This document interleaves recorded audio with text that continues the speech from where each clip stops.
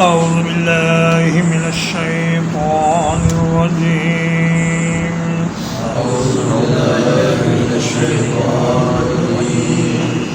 وَلَقَدْ هَمَّتْ بِهِ اور بلا شبہ یقیناً اس عورت نے ان کی طرف ارادہ کیا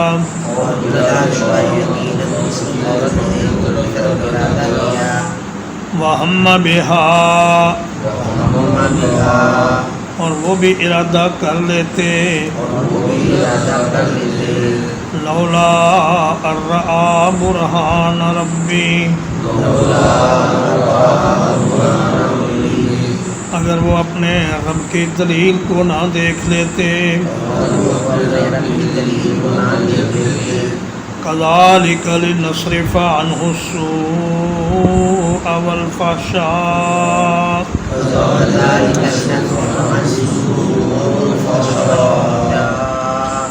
اسی طرح ہوا تاکہ ہم ہٹا دیں اس سے برائی کو اور بے حیائی کو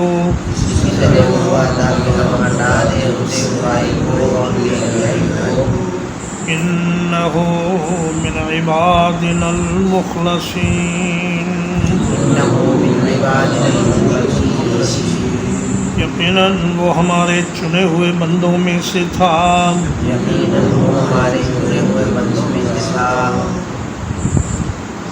لام کی تاکید اور قد کی تاکید کے ساتھ فرمایا کہ وَلَقَدْ هَمَّتْ بِهِ اس عورت نے پختہ ارادہ کر لیا کہ میں نے آج یوسف کو اپنے جال میں پھنسانا ہے وَهَمَّ بِهَا لَوْلَا أَن رَّأَىٰ بُرْهَانَ رَبِّهِ اور یوسف علیہ السلام بھی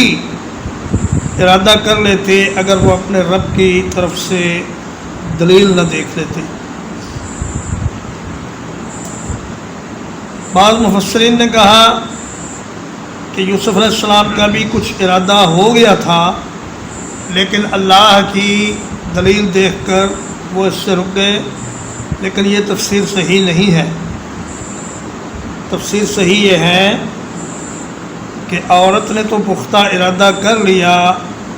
مگر یوسف علیہ السلام کو اللہ نے ایک ایسی دلیل دکھا دی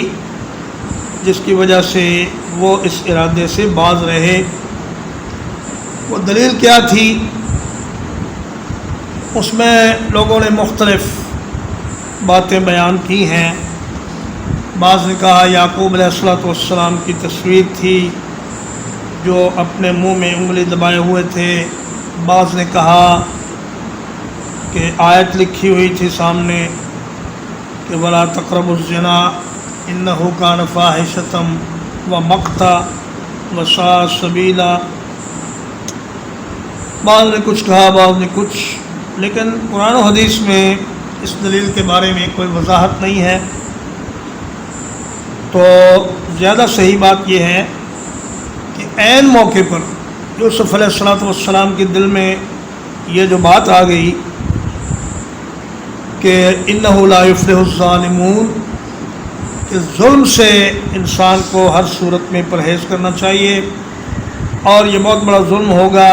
کہ ایک ایسے شخص کی بیوی کی طرف میں ہاتھ بڑھاؤں جس نے مجھے اپنے ہاں باعزت جگہ دی ہے اچھا ٹھکانہ دیا ہے اور میرے کھانے پینے کا اور رہائش کا عمدہ بندوبست کیا ہے تو آپ اس کی وجہ سے اس بر وقت تنبیہ کی وجہ سے اس گناہ سے باز رہے کذالک لنصرف عنہ السوء والفحشاء اللہ نے یہ نہیں فرمایا کہ ہم نے یوسف کو برائی سے اور بے حیائی سے روک دیا بلکہ فرمایا ہم نے بے حیائی اور برائی کو یوسف سے روک دیا یعنی یوسف علیہ السلام تو اپنی نبوت کی وجہ سے پہلے ہی برائی سے بچے ہوئے تھے لیکن اس عورت نے ایسا ماحول بنا دیا کہ آپ برائی اور بے حیائی کے ماحول میں گر گئے لیکن اللہ تعالیٰ نے اس جال کو توڑ دیا اور اللہ نے بسلامت اپنے نبی کو وہاں سے نکال لیا مخلصین مخلص کی جمع ہے مخلص اگر لام کی زیر کے ساتھ ہو تو اس کا معنی ہوتا ہے اخلاص والا بندہ، اور اگر لام کی صبر سے ہو تو اس کا معنی ہوتا ہے منتخب بندہ، چنا ہوا بندہ۔ اور ابلیس نے خود اعتراف کیا تھا کہ لَأُغْوِيَنَّهُمْ أَجْمَعِينَ إِلَّا عِبَادَكَ مِنْهُمُ الْمُخْلَصِينَ، یا اللہ میں ان سب کو گمراہ کر دوں گا، کسی کو تو گناہ میں لگا دوں گا اور کسی کو دنیا کی لذتوں کی طرف متوجہ کر کے نیکی سے روک دوں گا، لیکن جو تیرے منتخب بندے ہوں گے، چنے ہوئے بندے ہوں گے، وہ میرے جال میں نہیں آئیں گے اور میری دسترس سے باہر رہیں گے۔ وَاسْتَبَقَ الْبَابَ، اور وہ دونوں دروازے کی طرف دوڑے۔ وَقَدَّتْ قَمِيصَهُ مِن دُبُرٍ، اور اس عورت نے ان کی قمیص کو لمبائی میں پھاڑ دیا پچھلی جانب سے۔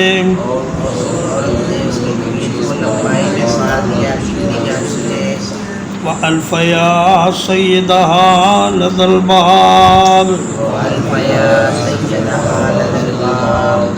اور دونوں نے اس کے شوہر کو دروازے کے پاس پایا۔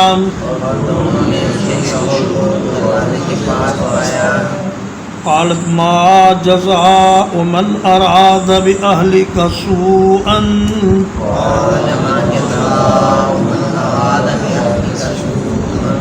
کہنے لگی کیا سزا ہے اس شخص کی جو تیری گھر والی سے برا ارادہ کرے۔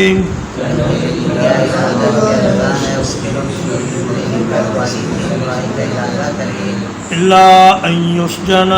او عذاب علیم، مگر یہی کہ اسے قید کر دیا جائے یا دردناک سزا دی جائے۔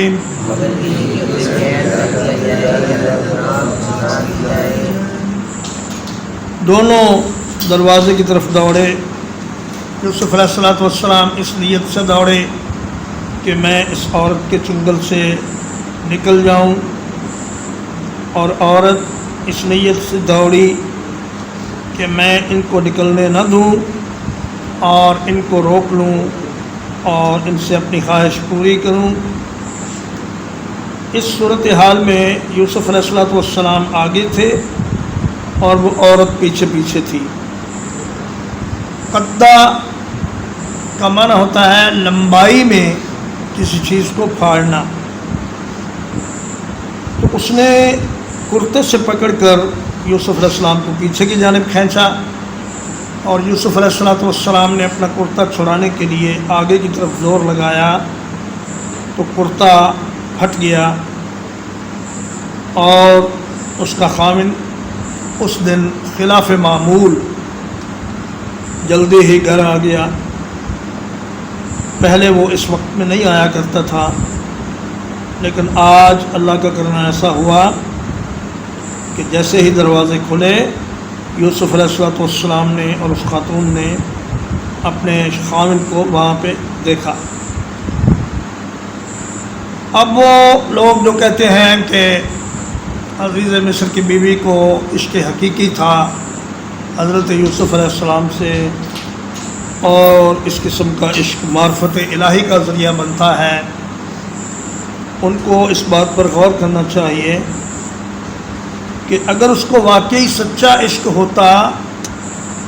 تو یوسف علیہ السلام پر الزام نہ لگاتی، بلکہ اپنے اوپر الزام لے لیتی، لیکن حضرت یوسف علیہ السلام پر کسی قسم کا الزام نہ آنے دیتی۔ لیکن اس نے کیا کیا کہ فوراً ہی مدعیہ بن گئی، فوراً ہی گواہ بن گئی، خود ہی جج بن گئی، اور کہنے لگی کہ جس آدمی نے آپ کی گھر والی سے برائی کا ارادہ کیا ہو اس کی سزا اس کے سوا کیا ہو سکتی ہے کہ اسے قید میں ڈال دیا جائے یا دردناک سزا دی جائے۔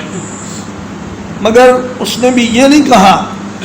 کہ یوسف نے مجھے ہاتھ لگایا ہے یا میری طرف ہاتھ بڑھایا ہے یا مجھے پکڑنے کی کوشش کی ہے، بلکہ اس نے کہا کہ انہوں نے ارادہ کیا ہے میرے ساتھ برائی کرنے کا۔ اتنی بات ہے، اور جو لوگ کتابوں پر کتابیں لکھ رہے ہیں اور یوسف اور عزیزہ مصر کی بیوی کے درمیان ہونے والی گفتگو اور مکالموں کو نقل کر رہے ہیں، انہوں نے یا تو چھپ کر وہاں یہ باتیں سن لی ہوں گی یا ان کی طرف کو وحی آئی ہوگی، جو کہ ممکن نہیں۔ قرآن میں یا اللہ کے رسول کی حدیث میں تو ایسی کوئی بات نہیں بتلائی گئی کہ ان کے درمیان اس کے علاوہ کوئی بات ہوئی ہو۔ تو صحیح بات وہ ہے، تحقیقی بات وہ ہے جو قرآن نے بتلا دی یا حدیث نے بتلا دی۔ قال ہی راودتنی عن نفسی،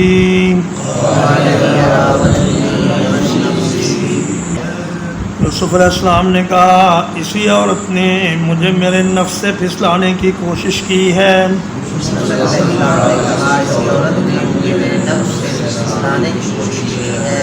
وشہد شاہد من اہلہا، اور عورت کے خاندان والوں میں سے ایک گواہ نے یہ گواہی دی، ان کان قمیصہ قد من قبل، اگر یوسف کا کرتا اگلی جانب سے پھٹا ہوا ہے، فصدقت وهو من الكاذبین، تو عورت نے سچ بولا اور وہ جھوٹوں میں سے ہے۔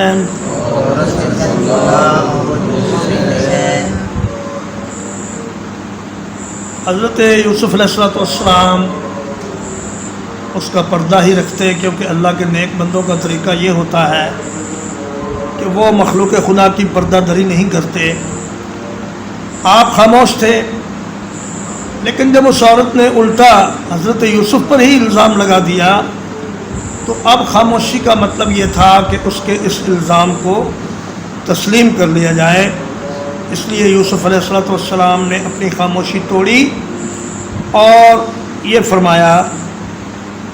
کہ میں نے کوئی ارادہ نہیں کیا اور نہ میری طرف سے کوئی اقدام ہوا، اسی عورت نے مجھے میرے نفس سے پھسلانے کی کوشش کی تاکہ میں اپنے نفس کی نگرانی چھوڑ کر اس کے چال بازی میں آ جاؤں۔ تو اللہ تبارک و تعالیٰ نے اس قصے میں جتنے بھی اس قصے کے متعلقین ہیں ان سب کی زبان سے یوسف علیہ السلام کی بے گناہی کا اقرار کروایا۔ ایک تو یہ خود حضرت یوسف علیہ السلام کا فرمانا کہ ہی راودتنی عن نفسی، کہ میں نے کچھ نہیں کیا، اس عورت نے ہی مجھے پھسلانے کی کوشش کی، اور دوسرا عورت کے خاوند کا یہ کہنا کہ انک کنت من الخاطئین، اے عورت تو ہی خطا کار ہے اور یوسف سچا ہے۔ اور اس کے بعد پھر زنان مصر کا یہ اعتراف کرنا کہ حاشا للہ ما علمنا علیہ من سوء، ما علمنا علیہ من سوء، ہم نے اس میں کوئی کسی قسم کی برائی نہیں دیکھی، اور یوسف خود جو ہے وہ بہت پرہیزگار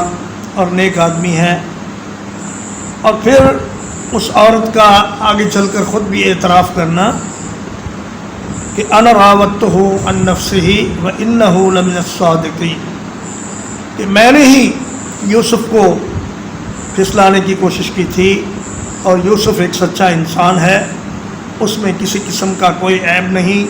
نہ ہی اس میں کسی قسم کی کوئی خرابی ہے۔ تو تمام لوگوں نے اس بات کی شہادت دی کہ یوسف علیہ السلام صادق اور امین ہیں اور متقی اور پرہیزگار ہیں، اور ان کے کردار میں کسی قسم کا کوئی نقص نہیں۔ یہ شاہد کون تھا؟ ایک روایت میں آتا ہے کہ یہ ایک چھوٹا بچہ تھا،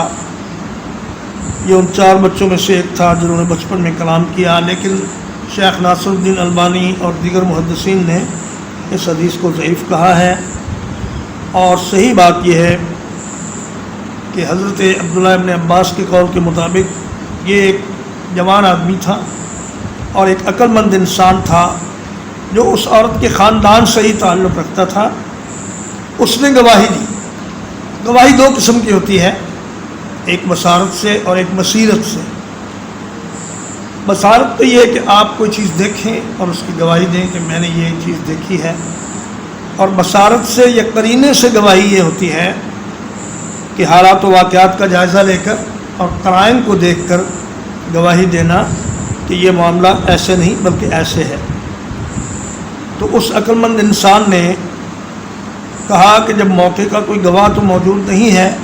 تو قرائن کو دیکھ کر فیصلہ کیا جائے۔ یہ قرینہ اس نے بتلایا کہ اگر یوسف کا کرتا آگے سے پھٹا ہوا ہے تو پھر عورت سچی۔ اس کا مطلب یہ ہے کہ یوسف علیہ السلام نے اس پر دست درازی کی کوشش کی اور عورت نے بچنے کی کوشش کی، اس لیے کرتا اگلی جانب سے پھٹ گیا۔ لیکن اگر کرتا پچھلی جانب سے پھٹا ہوا ہے تو اس کا معنی یہ ہے کہ عورت دست درازی کر رہی تھی اور یوسف اپنے آپ کو بچانے کی کوشش کر رہے تھے، اس لیے کرتا پچھلی جانب سے پھٹ گیا۔ تو جب دیکھا گیا کہ کرتا پیچھے سے پھٹا ہوا ہے تو عزیز مصر کو ساری بات سمجھ میں آ گئی۔ وَإِنْ كَانَ قَمِيصُهُ قُدَّ مِنْ دُبُرٍ،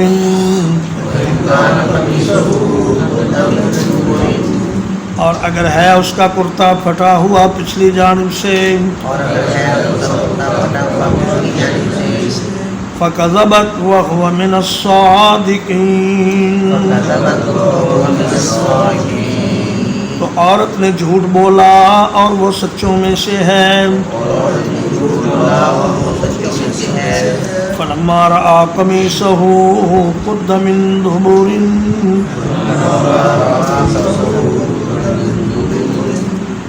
جب اس نے اس کا کرتا دیکھا کہ وہ پیچھے سے پھٹا ہوا ہے، قال إنه من كيدكن، اس نے کہا یہ تم عورتوں کے مکر و فریب میں سے ہے۔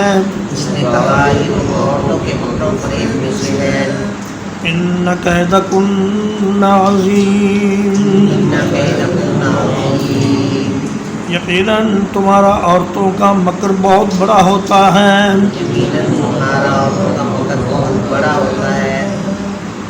عزیز مصر نے اس تجویز کو معقول سمجھ کر کرتے کا جائزہ لیا، اور جب دیکھا کہ وہ پیچھے سے پھٹا ہوا ہے تو وہ ساری بات سمجھ گیا کہ میری عورت ہی قصوروار ہے اور یوسف سچا ہے، اور اس نے کہا کہ اے عورت، تو مکر و فریب سے کام لے رہی ہے، اور یہ ایک سچا اور امین نوجوان ہے۔ اس وقت مصر کے معاشرے کی حالت کچھ ایسی تھی جیسی آج کل یورپ کے معاشرے کی ہے، کہ وہاں عورتوں کا غلبہ تھا اور ہر حال میں عورت کو سپورٹ دی جاتی تھی، اور مرد بیچارے بے بسی سے دیکھتے رہ جاتے تھے۔ تو بظاہر تو یہ اس کے خاوند کا تحمل اور حوصلہ لگتا ہے، لیکن حقیقت یہ ہے کہ یہ اس کی حد درجے کی بے غیرتی ہے کہ اس نے اپنی بیوی کا جرم اور قصور ثابت ہو جانے کے باوجود نہ تو اس کو کوئی سزا دی اور نہ ہی یوسف علیہ السلام کی رہائش کا کوئی الگ انتظام کیا، بلکہ معاملہ جوں کا تو رہنے دیا، اور جیسے صورتحال پہلے چل رہی تھی ویسے ہی چل رہی۔ اور یہ تو جو کہا ان کیدکن عظیم، تو بعض لوگوں نے اس کو یہ رنگ دیا ہے کہ شیطان کے مکر کو اللہ نے کمزور کہا اور عورتوں کے مکر کو اللہ نے عظیم کہا۔ یہ بات نہیں ہے۔ دراصل عورتوں کا مکر مردوں کے مقابلے میں بڑا ہے، اور شیطان کا مکر اللہ کے نیک اور مخلص بندوں کے مقابلے میں کمزور ہے۔ ورنہ یہ اس کا مطلب نہیں کہ عورتوں کا مکر شیطان کے مکر سے بڑا ہے۔ شیطان کا مکر بھی بہت بڑا ہے، اور عورتیں بھی آدمی کی عقل نکال لیتی ہیں۔ نبی صلی اللہ علیہ وسلم نے فرمایا، میں تم سے زیادہ دین اور عقل میں ناقص خواتین، ایک عقل مند آدمی کی عقل نکال لینے والی تم سے زیادہ میں نے کوئی نہیں دیکھی۔ تو تم لوگ ایسا چکر چلاتی ہو، ایسی چالاکی سے کام لیتی ہو کہ اچھا بھلا سمجھدار آدمی بھی تمہارے سامنے بے بس ہو جاتا ہے۔ یوسف عارضاً ھذا، اس نے کہا ہے یوسف اس معاملے سے درگزر کرو، واستغفری لذنبک، اور اے عورت تو اپنے گناہ کی بخشش طلب کر، انک کنت من الخاطئین، یقیناً تو ہی خطا کاروں میں سے ہے۔ اس نے کہا یوسف اس معاملے کو کسی سے ذکر نہ کرنا، اس لیے کہ اس میں ہماری بڑی بدنامی ہوگی اور معاشرے میں ہماری ذلت ہوگی۔ اور عورت سے کہا کہ اے عورت تو ہی گناہ گار ہے، تو اپنے گناہ کی معافی مانگ۔ معلوم ہوتا ہے کہ وہاں اس بت پرست معاشرے میں بھی گناہ اور نیکی کا شعور موجود تھا، انہیں پتہ تھا کہ گناہ کیا ہے اور نیکی کیا ہے۔ اسی لیے عزیز مصر نے کہا کہ تم نے گناہ کیا ہے اور تم اس گناہ پر ندامت کا اور معافی مانگنے کا اظہار کرو، اور مجھے ساری صورتحال کا پتہ چل گیا۔ ترجمہ ایک بات، وَلَقَدْ هَمَّتْ بِهِ، اور بلا شبہ یقیناً اس عورت نے پختہ ارادہ کر لیا اس کے ساتھ،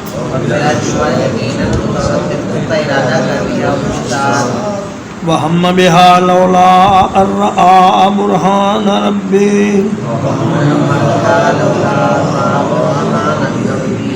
اور وہ بھی اس کے ساتھ ارادہ کر لیتا اگر وہ اپنے رب کی دلیل نہ دیکھ لیتا۔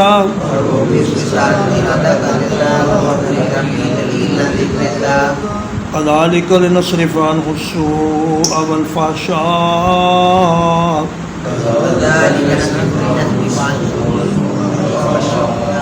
اسی طرح ہوا تاکہ ہم یوسف سے برائی اور بے حیائی کو ہٹا دیں۔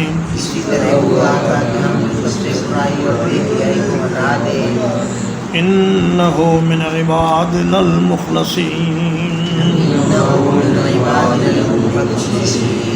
یقیناً وہ ہمارے چنے ہوئے بندوں میں سے تھا۔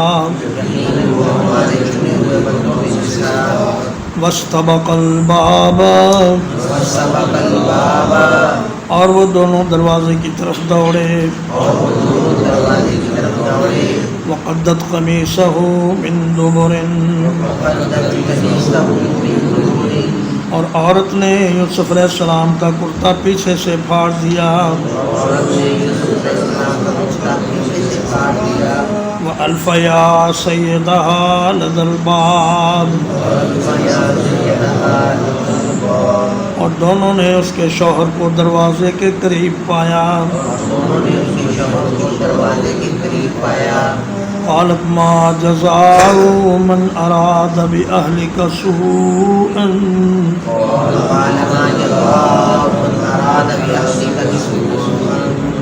کہنے لگی کیا سزا ہے اس شخص کی جو ارادہ کرے تیری گھر والی سے برائی کا۔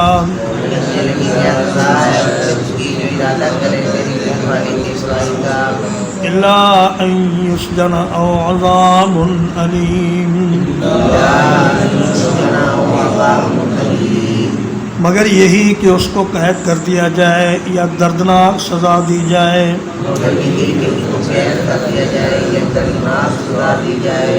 قال هي راودتني عن نفسي، یوسف علیہ السلام نے کہا اسی عورت نے مجھے میرے نفس سے پھسلانے کی کوشش کی ہے. یوسف علیہ السلام نے کہا اسی عورت نے مجھے میرے نفس سے پھسلانے کی کوشش کی ہے. وشہد شاہد من اہلہا، اور گواہی دی ایک گواہ نے اس عورت کے خاندان والوں میں سے.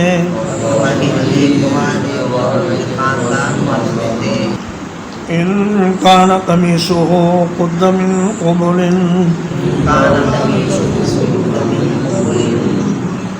اگر ہو اس کا کرتا پھٹا ہوا اگلی جانب سے. فصدقت وهو من الكاذبین، تو عورت نے سچ کہا اور وہ جھوٹوں میں سے ہے. وَإِن كَانَ قَمِيصُهُ قُدَّ مِن دُبُرٍ، اور اگر ہو اس کا کرتا پھٹا ہوا پچھلی جانب سے.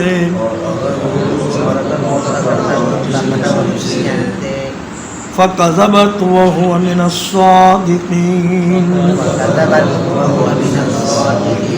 تو عورت نے جھوٹ بولا اور یوسف سچوں میں سے ہے. فَلَمَّا رَأَىٰ قَمِيصَهُ قُدَّ مِن دُبُرٍ،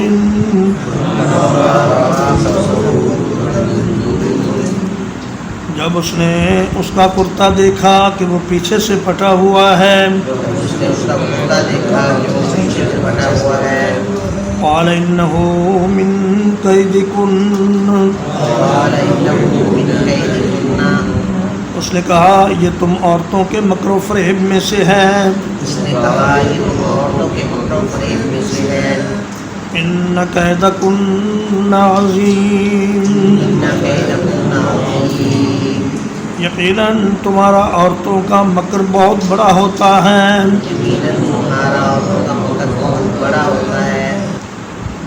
یوسف اعرض عن ھذا، اس نے کہا یوسف اس معاملے سے درگزر کرو. واستغفری لذنبک، اور اے عورت تو اپنے گناہ کی بخشش طلب کر. انک کنت من الخاطئین، یقیناً تو ہی خطا کاروں میں سے ہے. وصلی اللہ علی نبینا محمد وآلہ وصحبہ.